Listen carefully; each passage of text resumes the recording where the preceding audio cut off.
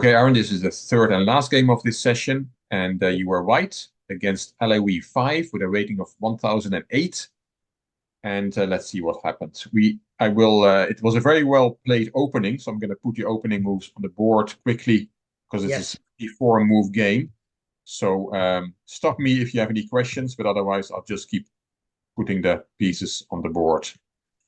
Sorry, the moves on the board because it's all pretty well played. Swap of a piece. You kick the bishop, another swap of a piece. So two pairs of pieces have been swapped. Both players castle, put the king safe. He kicks your bishop, and he kicks it again, and plays a5. Always be careful, don't get your bishop trapped, although this doesn't look like a big problem. You played a4. b4, kicking that bishop, drop back. And knight b8, which looks a bit strange. Why do you go back? We just, in the previous video, we talked about why did he play bishop b7 to c8? That was a ridiculous move. But in this type of position, it happens a lot because you want to play your c-pawn up and then put a knight back to where it was. So that's probably an idea that Black had seen before. And that's what he does here as well. So in this case, it's not as ridiculous as in the other example to play the piece back. Queen g3, you aim at the king. I know you want to play bishop h6 because I know how you like to attack. He plays knight g6, an extra defender for the king. c3, trying to break that open a bit. And c5. d4, another, like in the previous video, you play d4, striking in the center and trying to break open the position. Good move. Knight c6. Oh, yeah. Here you play d5, keeping the position closed. And your style is, as I said, an attacking style. I would say... Bishop d5. Oh, Oh, bishop. Sorry, bishop.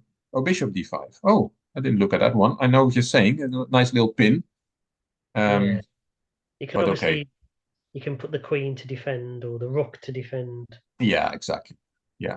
Yeah, bishop d5 is an option. It's a fine move. I guess I was trying to point out you like an open position. So maybe something like d takes e5. Open up the center a bit, get your rooks in the center, and then you can a bit more, you get Yeah, a I bit more think dynamic play. my thought process is moving a central pawn over. And I know it sounds, an open positions is what you get in the bang for your buck, but I do like to keep my pawns in the middle and Yeah. push them. And then I Okay, feel I like, hear you. I hear yeah, you. And that makes perfect sense. Of course, he have to take back. So also he has to move a central pawn to the side. Um, yeah, I just thought you like open positions no, suit your yeah, style. But yeah, we're talking again about small things here. Because later you break the position open anyway, as we'll see. So it's all fine. You kick the knight back, two more passive squares. So in fact, I think it was a nice move. Rook ae1, queen c7, more moves on the board. h4, you're slowly going forward. h5, yeah, the pawn can get weak there. And now you decided to open up some stuff. And what I liked is you played rook a2 e1 a few moves ago. Not sure what the rook is doing on the e-file. And now you recognize that. You say, no, my rook is not doing much on the e-file. It likes open files. And you played it back. You took the move back. yeah. And that is a very good move. That is also psychologically not easy to admit to yourself that the rook did not go to the right square and that you need to move it again. Um, Mm, that's a 1400 move, rook c1. yeah. Best move in Okay. the position. Queen d7, queen f3. Yeah, keeping an eye on the little guy on h5. Yeah, And it's hard to defend it, although he could have taken on h4 because you have a little guy in h4 unprotected, this guy. Um, and then it would be a swap of pawns. Yeah, he could have taken on h4, you can take on h5. But he played f5. And now you said, I'll take your pawn, protecting yeah, the h4 pawn in the process. He took in the center. You played bishop g5, rook f5, and you probably were a bit worried about the pin here. So you dropped the queen back, yeah. and at the same time attacking this guy. Yeah. And you're already pawn up, right? You're pawn up. Uh, 1, 2, 3, 4, 5, 6. No, you're not a pawn up. Okay, Yeah. yes, of course, you're not a pawn up. It's even, but you're attacking that e4 pawn. Yeah. And his plan was to really start to get active over the f file. But you said, I'm going to take that pawn. All good. Mm. And now you're a pawn up. Queen a7. More pressure on the f2 pawn. That's a nice move from black. Another way to attack that f2 square. But you have it covered pretty well. And you counted attackers versus defenders. 3 against 2. So you just added another defender. Rook c2. Yeah. Good. I'm happy with that. Me too. It's a good move. Queen b7. Keeping his eye, he's attacking the d5 pawn now with knight and with queen. Played queen e3. And that's taking a defender away of that pawn, so he can now take it.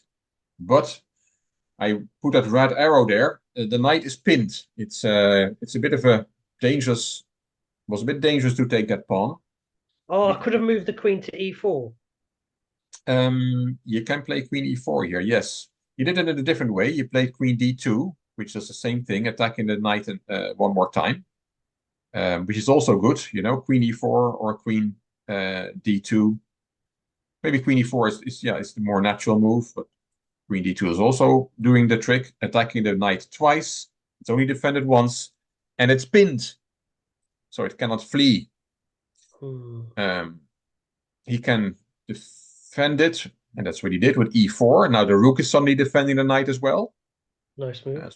He found a way out. Nice move. But first you kick the knight. The bishop is still protected by the queen, and knight went back, also protecting the knight. But now it's all about removing the defender, and you Right. did it. Did I? Yeah, you played on takes on e7, and he has to Yeah. take back with the queen, Yeah. and suddenly that knight is attacked twice and only defended once, Yeah. winning Oh, a what a piece. yes. I'm sorry, Rick.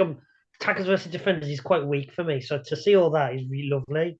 Yeah, it was nice. It was nice. So we're a piece up, king a7, Brilliant. and yeah, you went back with the bishop. I think the bishop is quite nice there. I would, my last inactive piece, maybe rook e1. Yeah. Of course, he can take on f2. Anyway, we're getting too much detail. You play bishop b3, fine. He played e3. He still wants to put all that pressure on the f2 square. Attacking the queen at the same time. It's a little bit of a tricky move. It's a nice move from black, but you kept a cool head and played queen e2, saving the queen, and f2 is still protected well enough. The nice idea is that on e2 we have the pin. I've also saw if for some reason let's say I could have got my bishop to c2. That's a nice move as well. Um, Bishop where? c2. If I can't do it, but let's say I could have bishop c2 Oh yeah, with the pin. yeah. Okay, gotcha. Yeah, yeah. That's true. That's good to say to yourself. If I ever have the chance to play bishop c2, then I will be really Yeah, happy. because I remember what you say when you said if you do see loose pieces, you may not be able to get it right away, but not take note of it and see is there anything that I can do with it. Exactly. So yeah, Yeah, that your eye falls on it is really good. Yes, definitely. No, 100%. 100%. I agree with you. Can't agree with you more. yeah, And now he decided to liquidate on f2. Rook takes f2, and you played the best move in the position because it's now not good to take on with the queen or rook takes f2. You gave a little check to get the queen out of harm's way. King h8, and now lots of captures on f2 like that. yes, put a piece up. Woohoo! Exactly. We're still at piece up. So actually, we were able to get a lot of material off. All the rooks are off. And we are a piece up. And he doesn't even have a pawn compensation for it. So happy days. But Yes, now, simple unfortunately, chess, simple chess. Simple chess, but unfortunately, it's not so easy now to swap the queens. It was very easy in the previous game. You got the queens off, and if you do that here, you have a simply winning position with an extra bishop. But as we'll see, you tried really hard to get the queens off. You took that pawn, and unfortunately, you dropped the piece very quickly here. Your bishop c2 came, but at an unfortunate moment, because he had a double attack. Oh. Yeah. Winning the piece back, and that was unfortunate. So, if we go back to the position, I probably would I try to have played Queen A8 why? because Because it's a check, Aaron, or not? Or is that what you're saying? well, what I'm seeing is the bishop on B3 goes to G8.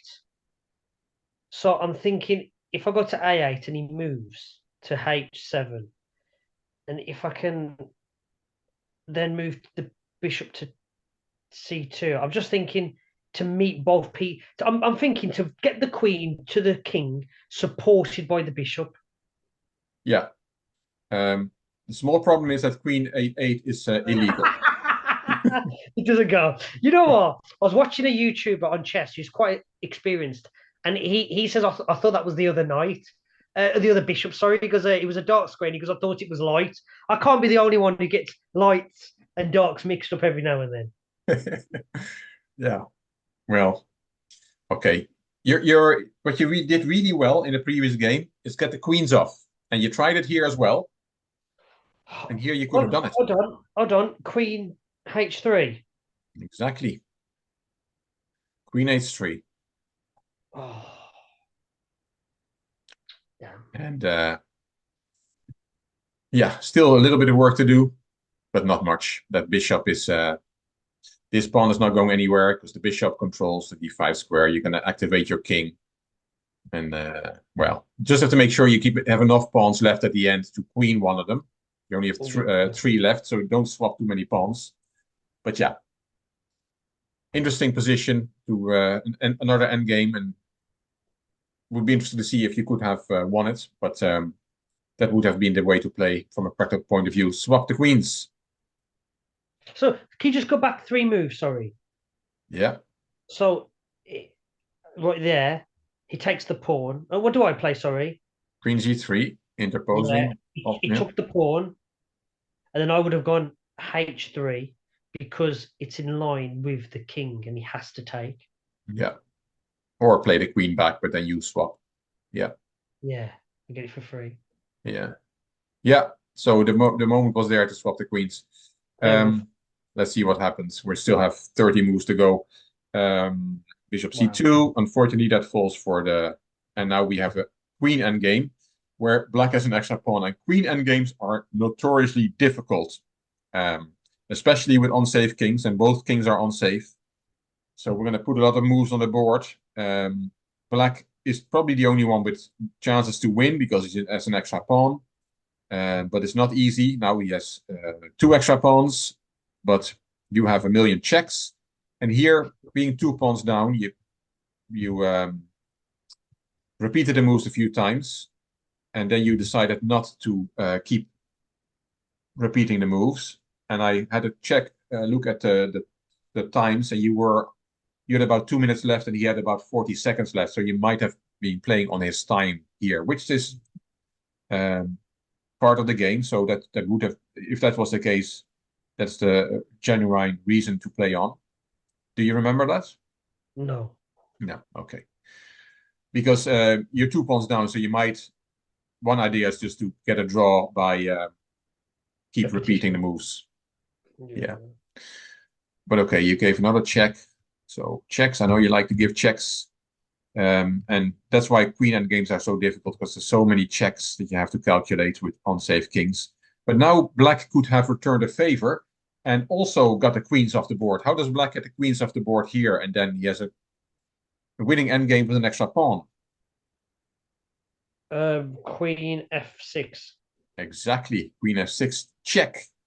So you have no choice. You have to swap the queens here, and then he wins with an extra pawn.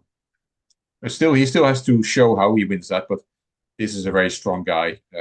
Protected pass pawn. You have to keep your king close to that area, and then he can clean up your g pawn and win easily.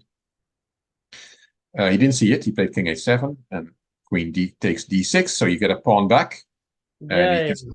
can, yay, and he can still play queen f6, which is still winning for him because he still has an extra pawn.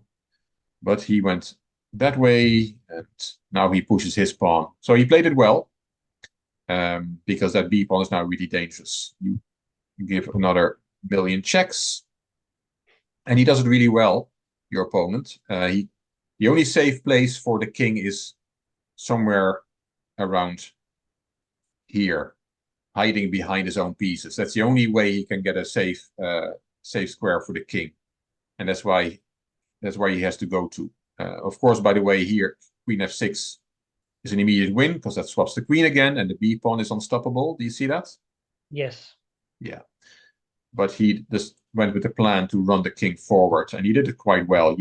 All you can do is keep giving checks.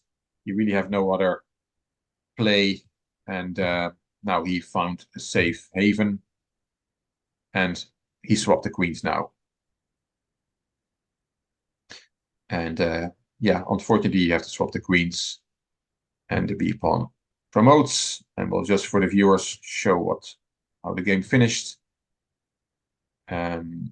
It finished like this: a1 queen and checkmate. But look at that fight that I'm putting up with the king. Say again?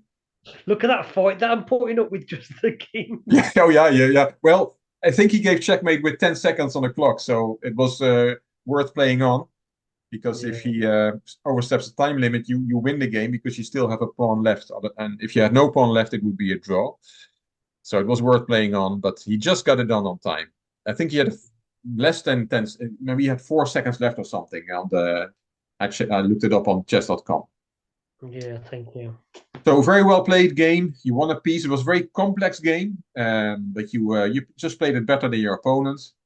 And then yeah, we saw how you could have swapped the queens with your extra piece.